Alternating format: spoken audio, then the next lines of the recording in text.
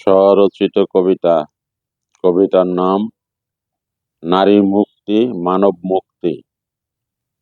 নারী যেমন ঘর সাজায় তেমনি সাজায় দেশ, যোগ্য নারী শাসক হলে দেশ ভালো হয় বেশ। আইসল্যান্ড নামে এক দেশ গিয়েছিল ধসে, নারীরা সব জোট বেঁধে তার ক্ষমতায় বসে। সে দেশ আজ উন্নত দেশ, নারীর শাসন পেয়ে দেশের মানুষ উল্লসিত আগের কালের চেয়ে।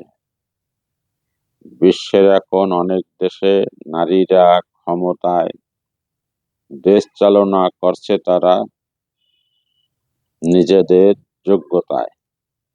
নারী যেমন সন্তান বাঁচায় দিয়ে নিজের প্রাণ, তেমনি সে দেশ বাঁচায় বাড়ায় দেশের মান।